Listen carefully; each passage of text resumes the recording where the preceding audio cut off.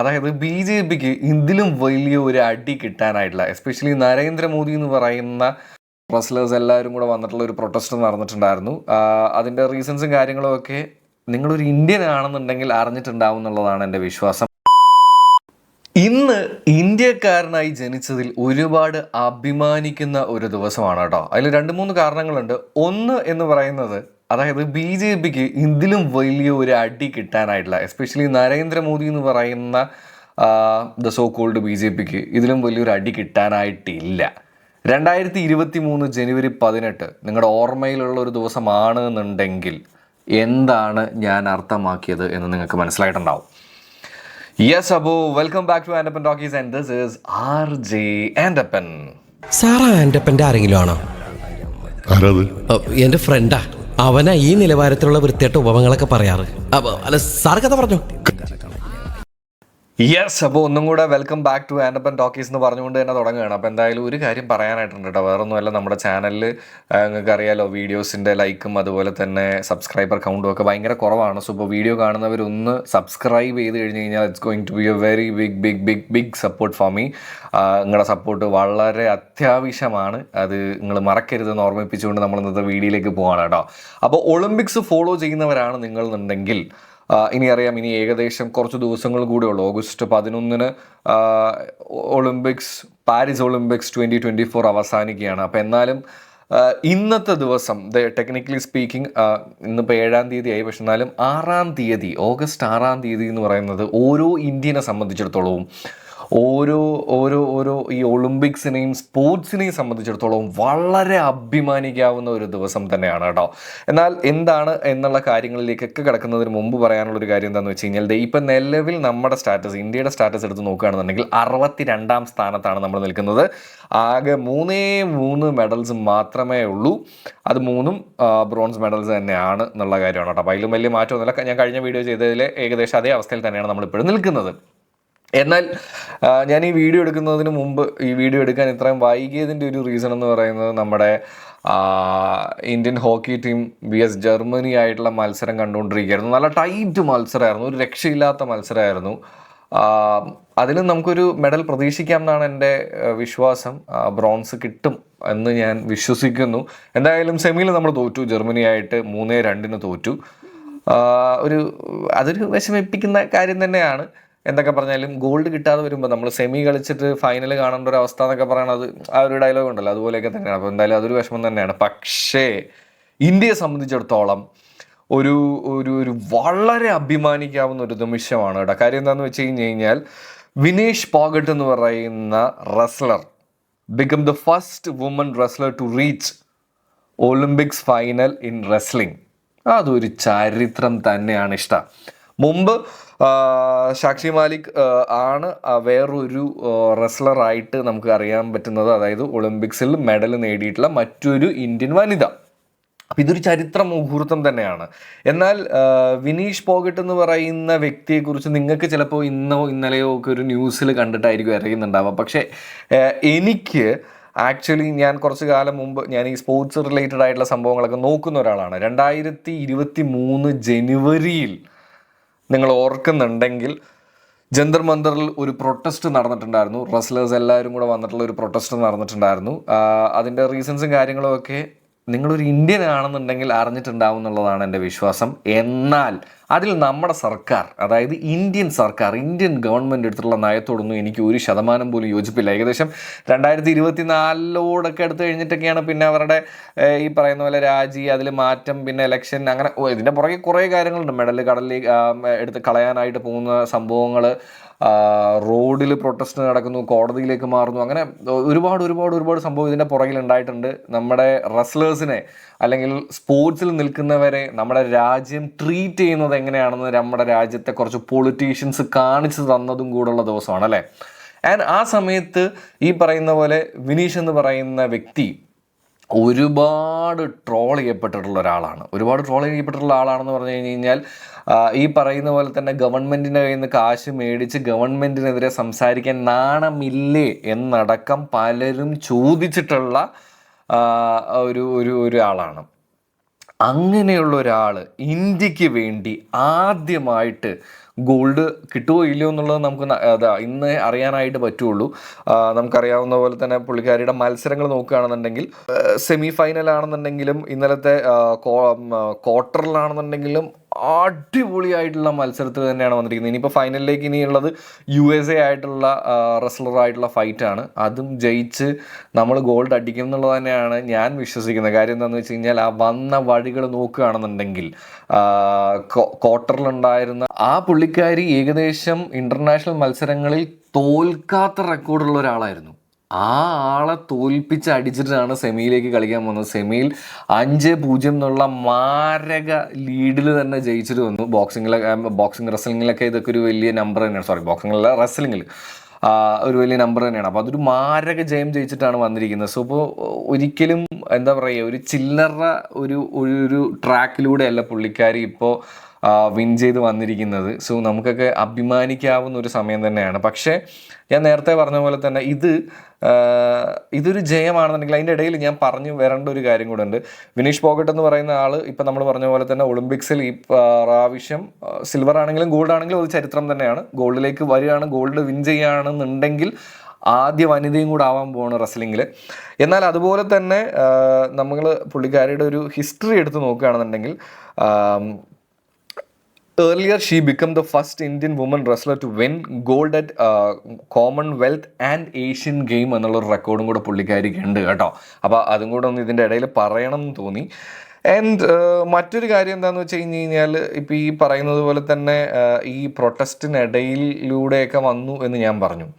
ആ സമയത്ത് രാജ്യം ഇവരെയൊക്കെ ട്രീറ്റ് ചെയ്തത് വാസ് ലൈക്ക് വെരി ബാഡ് എന്ന് വെച്ച് കഴിഞ്ഞാൽ നമുക്കറിയാം. ഈ പൊളിറ്റീഷ്യൻസിനെ കുറിച്ച് പറയുകയാണെന്നുണ്ടെങ്കിൽ ഞാൻ പറയാലോ, വായ്ത്താളം അടിക്കാനും കുറേയൊക്കെ എൻ്റെ ഒരു വിശ്വാസമാണ്. ശരിയാണോ തെറ്റാണെന്ന് എനിക്കറിയില്ല, അത് നിങ്ങൾക്ക് നിങ്ങളുടെ അഭിപ്രായങ്ങൾ പറയാം. വായ്ത്താളം അടിക്കാനും അതുപോലെ തന്നെ ആൾക്കാരെ പറഞ്ഞു പറ്റിക്കാനും അതുപോലെ തന്നെ ഈ കുബുദ്ധി അങ്ങനെയുള്ള കുറച്ച് സംഭവങ്ങളൊക്കെ ഉണ്ടല്ലോ, കൂർമ്മ ബുദ്ധി, എനിക്കത് കൃത്യം വാക്കുകളൊന്നും കുറേയൊന്നും കിട്ടുന്നില്ല. അങ്ങനെയുള്ള കാര്യങ്ങളൊക്കെ ഉള്ളവനൊരു പൊളിറ്റീഷ്യൻ ആവാം.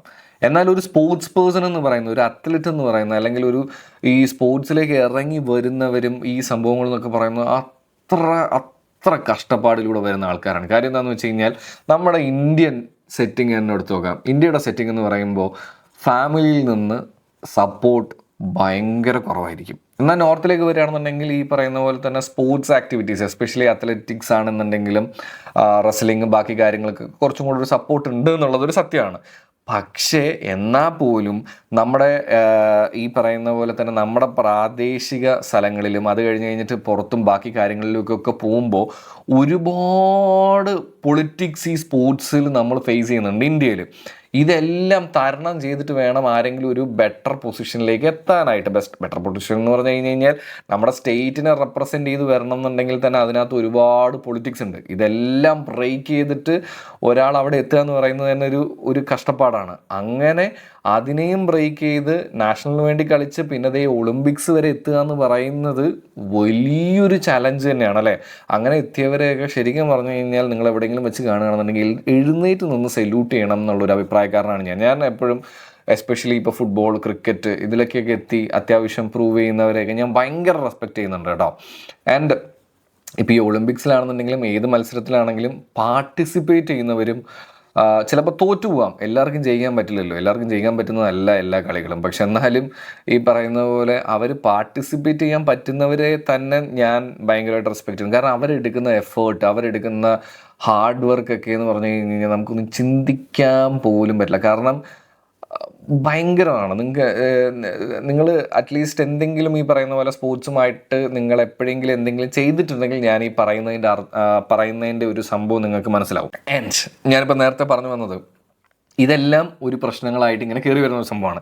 ഇതെല്ലാം കഴിഞ്ഞ് കഴിഞ്ഞ് രാജ്യത്തിന് വേണ്ടി മത്സരിച്ച് രാജ്യത്തിന് വേണ്ടി എല്ലാ കാര്യങ്ങളും ചെയ്തിട്ട് നമ്മളെ രാജ്യം പ്രോപ്പറായിട്ട് ട്രീറ്റ് ചെയ്യാതെ വരുമ്പോൾ അതിന് എഗൻസ്റ്റായിട്ട് സമരം ചെയ്യാൻ വരുന്ന സമയത്ത് ഭയങ്കരമായിട്ടുള്ള കളിയാക്കലുകൾ കിട്ടിക്കഴിഞ്ഞ് കഴിഞ്ഞിട്ടും ആ രാജ്യത്തിന് വേണ്ടി തന്നെ വീണ്ടും മത്സരിക്കാൻ വേണ്ടി പോയി അതിൽ ഈ പറയുന്നത് പോലെ തന്നെ അത് ഗോൾഡ് അടിക്കാനുള്ള ചാൻസസ് ഒരു 90% ഞാൻ വെക്കുകയാണ്. 90% ഞാൻ വെക്കുകയാണ്, അറിയില്ല. പക്ഷെ എന്നാലും അങ്ങനൊരു സിറ്റുവേഷനിലേക്ക് എത്തുക എന്ന് പറയുന്നത് is like big thing. Vinesh Phogat എന്ന് പറയുന്നത് ഇന്ന് രാജ്യം ഭയങ്കരമായിട്ട് ആർ ഡോട്ടർ, നമ്മുടെ മകൾ എന്നുള്ള രീതിയിൽ അക്സെപ്റ്റ് ചെയ്യുന്നുണ്ട്. പക്ഷെ എന്നാൽ കുറച്ചു കാലം മുമ്പ് 2023 സമരം നടന്ന സമയത്ത് എന്തോരം BJP സപ്പോർട്ടേഴ്സും BJPക്ക് വേണ്ടി സംസാരിക്കുന്നവരും ഇവരെക്കുറിച്ച് എന്തൊക്കെ പറഞ്ഞിട്ടുണ്ടായിരുന്നു എന്നുള്ള കാര്യം ഒന്ന് ഓർത്ത് നോക്കുക. അപ്പോൾ ഈ വിജയം ആക്ച്വലി എനിക്ക് തോന്നുന്നു ഇന്ത്യക്ക് വേണ്ടി മാത്രമുള്ളൊരു വിജയമല്ല, റസ്ലേഴ്സിന് വേണ്ടി മാത്രമുള്ളൊരു വിജയമല്ല. അന്ന് ആ പ്രൊട്ടസ്റ്റ് നടന്ന സമയത്ത് ഒരു വീഡിയോ ഞാൻ നിങ്ങൾക്ക് കാണിച്ചു തരാം കേട്ടോ. ഈ വീഡിയോ നിങ്ങൾ കണ്ടിരിക്കേണ്ട ഒരു വീഡിയോ തന്നെയാണ്. मैं ये देख रहा हूँ फोन किस टाइम जाएगा बधाई देने के लिए, दोबारा से देश की बेटी बन गई है। अब जैसे प्रोटेस्ट में बोल रहे थे ना, जाट है, एक कम्युनिटी के बैठे हैं, मुझे लगता है वो देश की बेटी बन गई है दोबारा से। और जो जंतर मंतर पर जिनके लिए एक शब्द नहीं निकल पाया, वो बधाई संदेश कैसे पहुंचेंगे पेरिस तक, वो भी देखने योग्य होगा। पूरा देश देख रहा है उस चीज को। ഓക്കെ, പുള്ളിക്കാരൻ പറഞ്ഞത് നിങ്ങൾക്ക് മനസ്സിലായിട്ടില്ല എന്നുണ്ടെങ്കിൽ ഇതിൻ്റെ ഒരു ട്രാൻസ്ലേഷൻ ആക്ച്വലി എൻ്റെ കയ്യിലുണ്ട്. ഞാൻ അതും കൂടെ പറഞ്ഞുതരാം. കാരണം ഹിന്ദി ആണെന്നാണ് എൻ്റെ വിശ്വാസം. ഹിന്ദിയാണോ പഞ്ചാബി ആണോ എന്ന് എനിക്കറിയില്ല. പക്ഷെ എന്നാലും എനിക്ക് അതിൻ്റെ ട്രാൻസ്ലേഷൻ കിട്ടിയിരിക്കുന്നത് എന്താണെന്ന് വെച്ച് കഴിഞ്ഞാൽ, I M waiting when the call will be connected, when Vinesh Phogat will become India's daughter again. The man who didn't say a word on Jantar Mantar protest. I'm curious to see how they will gather the courage and congrat her. അതൊരു വലിയ കാര്യം തന്നെയാണ്. കാര്യം എന്താണെന്ന് വെച്ച് കഴിഞ്ഞാൽ, ജന്തർ മന്ദറിൽ വളരെ പച്ച മലയാളത്തിൽ പറയുകയാണെന്നുണ്ടെങ്കിൽ, ഈ ജന്തർ മന്ദറിൽ ഈ പ്രൊട്ടസ്റ്റ് നടന്ന സമയത്ത് ഒരു വാക്ക് പോലും പറയാത്ത, ഇന്നും എൻ്റെ ഗ്യാരണ്ടി എന്ന് പറഞ്ഞുകൊണ്ട് നടക്കുന്ന ആൾ എങ്ങനെ പുള്ളിക്കാരിയെ വിളിച്ച് കൺഗ്രാറ്റ്സ് പറയും എന്നറിയാനുള്ളൊരു ക്യൂരിയോസിറ്റി ഈ പറയുന്ന പോലെയുള്ള എല്ലാവർക്കും ഉണ്ട്. പിന്നെ ഞാൻ പലതരത്തിലുള്ള പോസ്റ്റുകൾ കണ്ടു. ഈ പറയുന്ന പോലെ ഇനി ഇവളെ ഇന്ത്യയുടെ പുത്രി എന്നൊക്കെ പറഞ്ഞ് നമ്മൾ ഇതാക്കും, നിങ്ങൾക്കൊക്കെ എന്താ അവകാശം, ഈ പറയുന്ന പോലെ പ്രൊട്ടസ്റ്റ് ഉണ്ടായിരുന്ന സമയത്ത് നിങ്ങളാരും പ്രതികരിച്ചില്ല. പക്ഷേ യെസ്, അന്ന് പ്രതികരിച്ചില്ല, സംഭവങ്ങളൊക്കെ ശരിയാണ്. പക്ഷേ ഇന്നും നിങ്ങൾക്ക് ഇതിനൊക്കെ എഗൻസ്റ്റായിട്ട് സംസാരിക്കാനുള്ള സ്ഥലങ്ങളുണ്ട്. കാര്യം എന്താണെന്ന് വെച്ച് കഴിഞ്ഞാൽ, അത് കേരളത്തിന് ഒരു അബദ്ധം പറ്റിയിട്ടുണ്ടല്ലോ. ഒരാളെ തൃശ്ശൂരിൽ നിന്ന് ജയിപ്പിച്ച് വിട്ടിട്ട് നമ്മുടെ വയനാടിൻ്റെ സമയമൊക്കെ വന്നു കഴിഞ്ഞപ്പോൾ ഉള്ളൊരു സംഭവം, ഞാനിപ്പോൾ രാഷ്ട്രീയം അതിനകത്തേക്ക് പിന്നെ എടുത്തിട്ടില്ല. പക്ഷേ ഇതെല്ലാം ഒരു സൂചനയാണ്. പഠിക്കാത്തവൻ ഇപ്പോൾ ഏകദേശം എനിക്ക് തോന്നുന്നു പുള്ളിയുടെ കുറച്ച് കാര്യങ്ങളൊക്കെ വെച്ച് കുറച്ച് പേർക്കൊക്കെ കാര്യം മനസ്സിലായി. അയ്യോ, തൃശ്ശൂർ വോട്ട് ചെയ്ത് ഒരു അബദ്ധമായി പോയോ, ഇനി അതിൽ കൂടുതൽ വരും ദിവസങ്ങളിൽ നിങ്ങളെല്ലാവരും മനസ്സിലാക്കും. എന്നെ അറിയാവുന്നവർക്ക് അറിയാം, എനിക്ക് ഈ BJP എന്ന് പറഞ്ഞു കഴിഞ്ഞാൽ തന്നെ എൻ്റെ അവിടുന്ന് ഇവിടുന്ന് ഒക്കെ എനിക്ക് ഇളകി വരും. വല്ലാത്തൊരു ചൊറിയാണ് എനിക്ക് അവരെ കാണുമ്പോൾ. കാര്യം ഇത്രയും വൃത്തികെട്ട പൊളിറ്റിക്സും ബാക്കി സംഭവമുള്ള ഒരു രാഷ്ട്രീയ പാർട്ടി ഞാൻ എൻ്റെ ജീവിതത്തിൽ കണ്ടിട്ടില്ല. അതുകൊണ്ട് എനിക്ക് വേറെ ഏത് രാഷ്ട്രീയ പാർട്ടിയും കുഴപ്പമില്ല, BJP പറ്റൂല.